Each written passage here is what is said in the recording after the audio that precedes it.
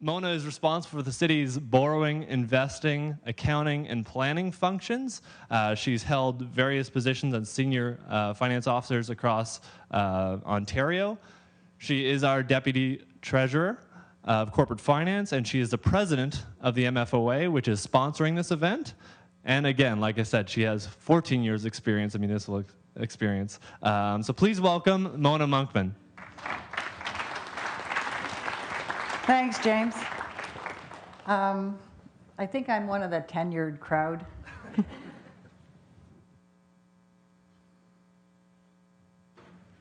How do I work this thing? Right? Got it. So hopefully you can see that. This is how we do municipal budgeting, or when we're looking for new revenue sources, we look. He's got scratch and win, play bingo, find money in the couch.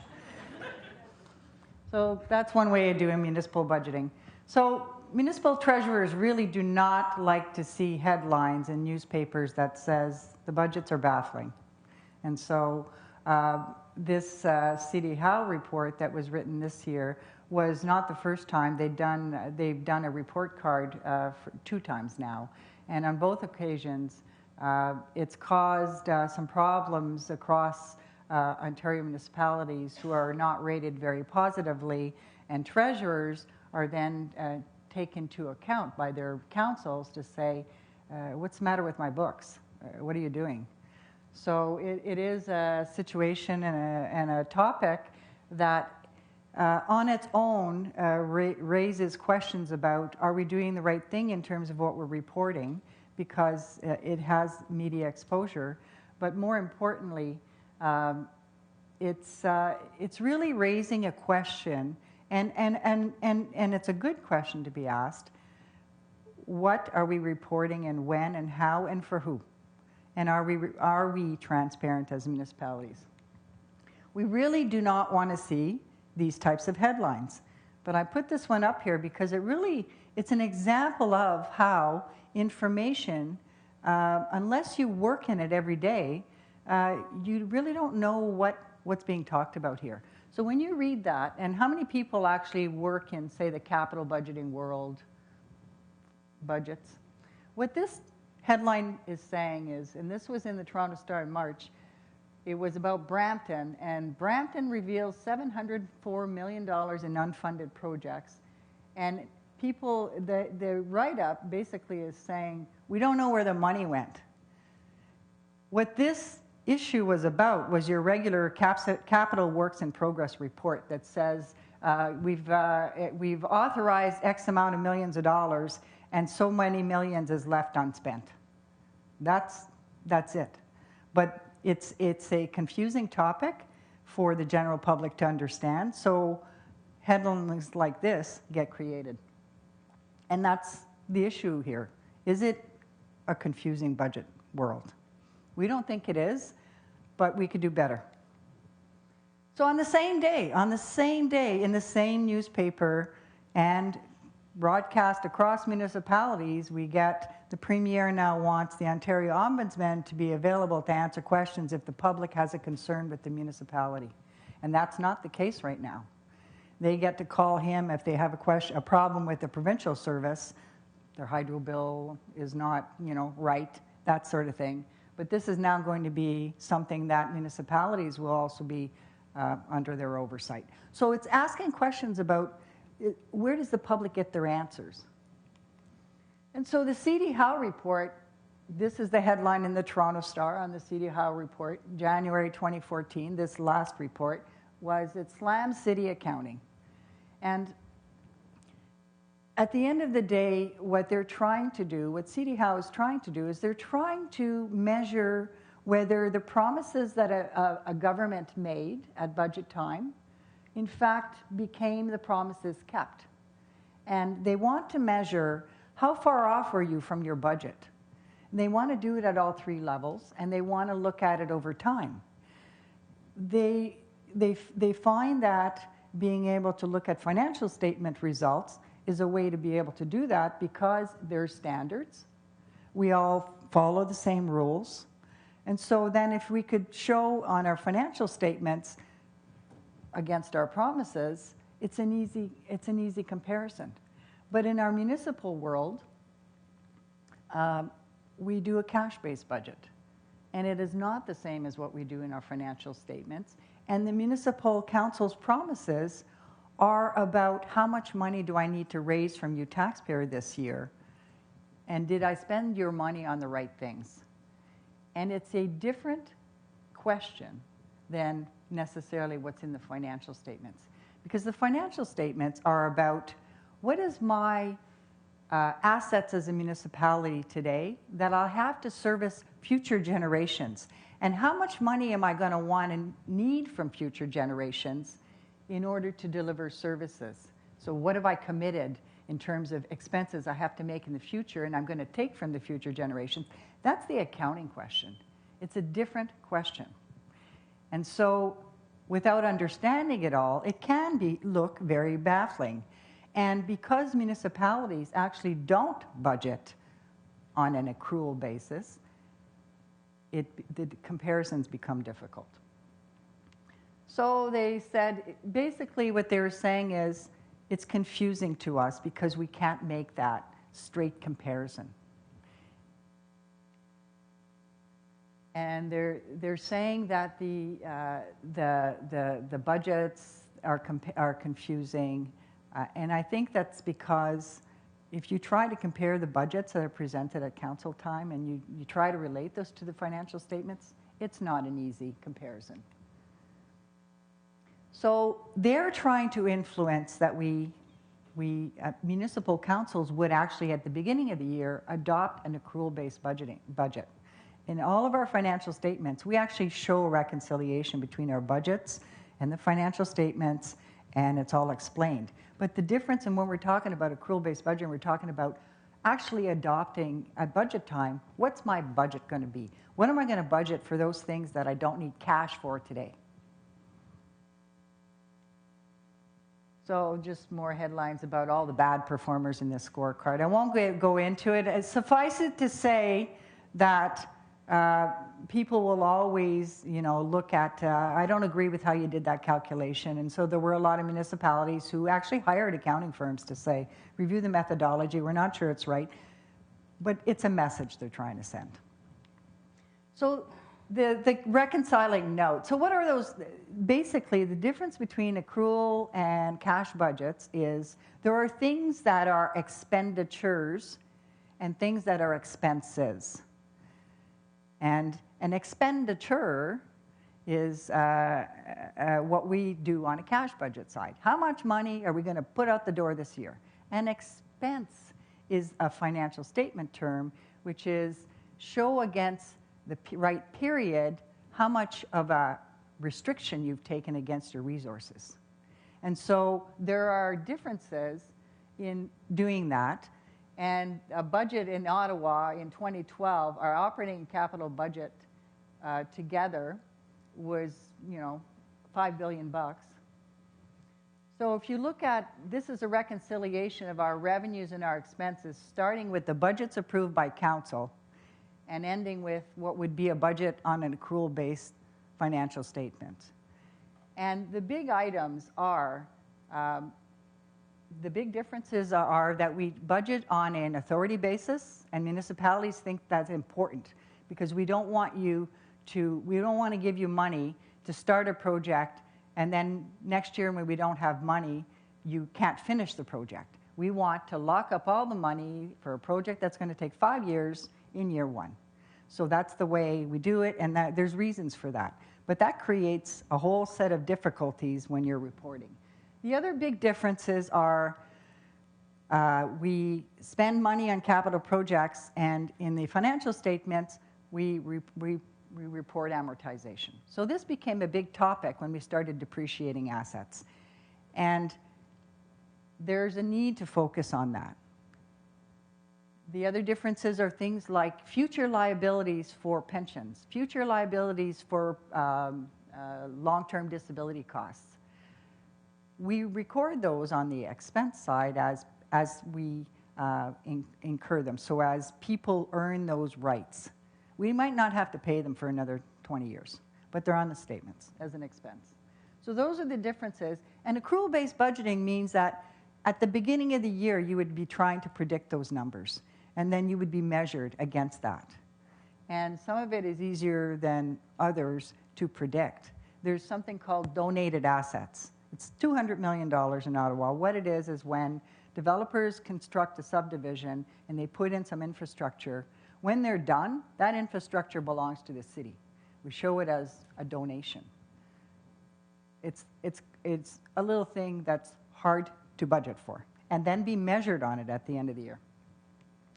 So weighing in on all this accrual-based budgeting, the municipal finance officer's position was that we share the goal of statements and financial reports that tell the public what they need to know. And we are transparent, but we don't, and we do have controls. We don't necessarily think that it needs to lead to an accrual-based budget or the measurement be on the accrual-based side. So our taxpayers in municipalities, they want to know the tax increase. That is what is the debate at the municipal level. So that is important to report on, and possibly a reason why you want to stay with what cash do I need? How much do I need to raise from taxes? And it's also, if you don't have a cash-based budget, how are you going to make sure that people don't overspend? If the focus is the accounting type budget, how do you control expenses?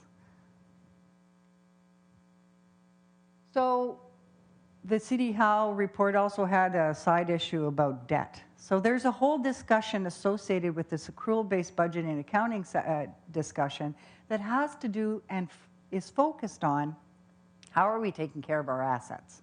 So the City Howe report was talking about that, and they feel that if we focused on the financial statements, we would look to see how we can make sure that our assets are maintained because we have amortization. We would look at debt levels and ensure that assets are being funded properly. And our concerns were that their report was leading the reader to conclude that you should borrow at the same rate as your assets are amortizing. And there are municipal councils who have different ways of funding things, and it's not always something that some municipalities want to do for various reasons. So I won't go on with the MFOA, some more views on that. But basically, on the asset management side, we treasurers think that it is very important to make sure that the assets are being maintained, that we focus on their rate of depreciation, but that we can do that without actually doing accrual-based budgeting at the beginning of the year. So there's something called Reg 28409 that requires that. There's because we are able to budget just on a cash basis, the province requires a municipality every year to look at what is your amortization on your assets, and how does that compare to how much money you've set aside in your capital budget to repair your assets? You don't have to budget on that way, but you do have to turn your mind to it before you pass the budget for the year. And in that came about because when we moved to capital accounting, and there was a question about, well, do we just stop this cash-based budgeting thing? What do we need to worry about that these new statements are telling us? It is the amortization. It was new. We know what our assets are now. So it's giving us information that's helping us focus on it. But we can do that without actually changing the whole way we budget. So MFOA is saying we don't need to now start doing this budgeting at the beginning of the year, but we do need to focus on this, and we think that we should continue to do it the way we're doing it. Write a report to council that says, here's what I think I need to spend on assets, here's what I'm spending, and if we've got a problem, here's how we're going to solve it. So the MFOA then told the province, we don't want you to change this. The regulation was supposed to be reviewed this year, and the Ministry of Finance wrote back last month and said, we agree with you. The issue is not about accounting. It's about taking care of your assets. and we're going to work with you on developing asset management plans and financing strategies, and that's how we're going to get there. So we like the car in the road. My picture is better than Wade's, but I think it's the same car. It is. It's the Highway 174. And we all use it. I've been to 2 or 3 conferences. Alain Gontier, our asset manager, he uses it too. This thing was a wake-up call for us as well. And this happened just before we were bringing our first asset management plan and long-term strategy to council. So it was timely. So it is about asset management in the end, this issue of what are the financial statements telling us. And then at the federal level, just as a side issue, they do both. And they think that you still need to do a cash-based budget so people don't overspend their budgets.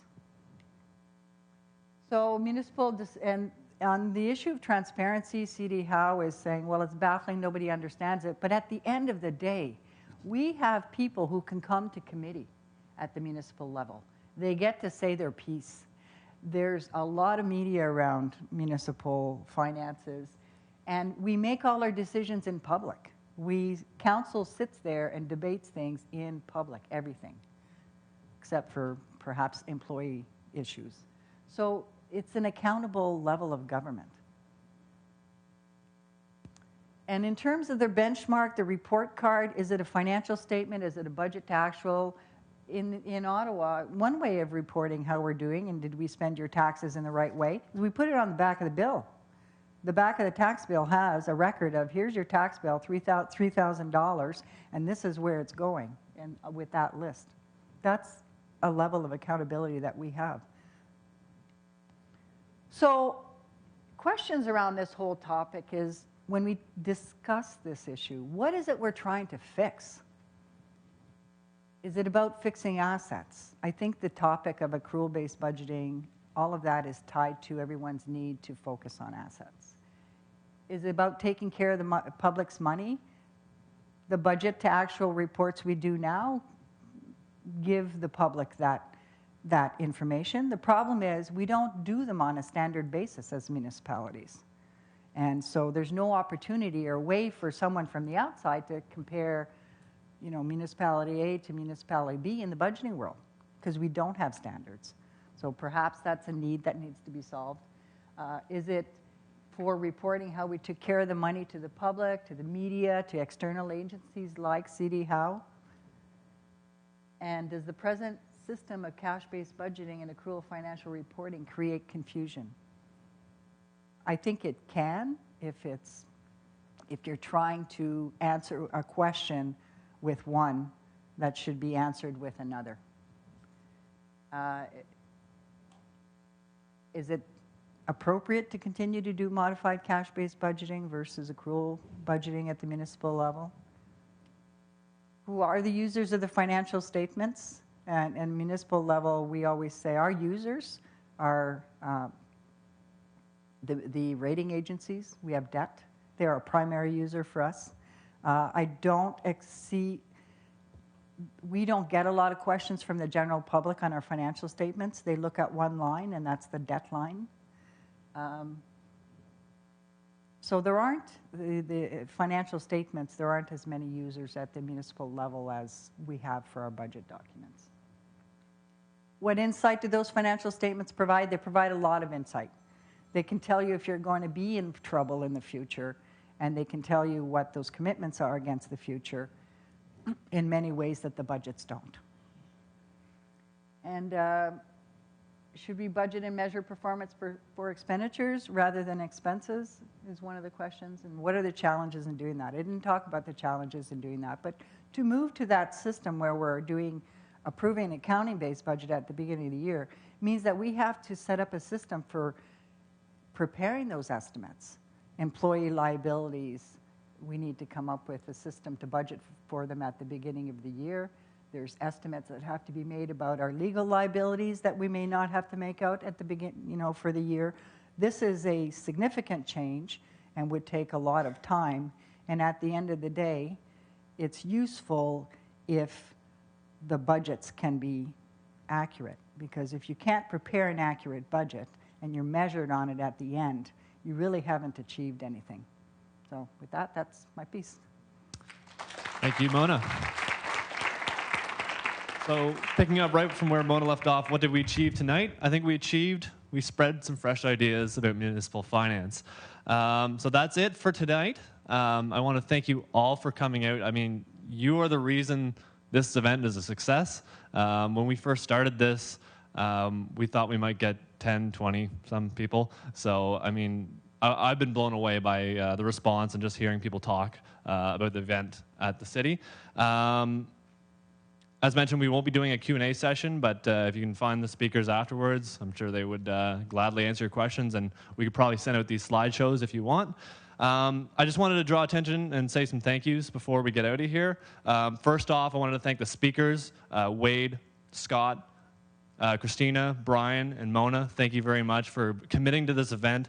You know, we dreamed up this event, and you probably thought we were a little bit crazy, but I really appreciate your commitment to this event and making this event a huge success. I wanted to thank Kathleen Doyle. She's the one that sends out those parking restrictions emails to everyone. But she was great to work with to set up this room, and we had a lot of help setting up this room, so I wanted to thank everyone who set up. I wanted to thank the MFOA for providing the funding to do this event. I wanted to thank the YPN Executive Committee members. 2 of them are from out of town, but I want to draw attention to Cynthia Brenner, huge help today. She's our, so round of applause for Cynthia, why not? And also Laura Kelly, who unfortunately couldn't make it out tonight. Also wanted to thank my wife, Lauren. She was helped us out set up. I say we couldn't get our whole YPN committee here, so really appreciate the help.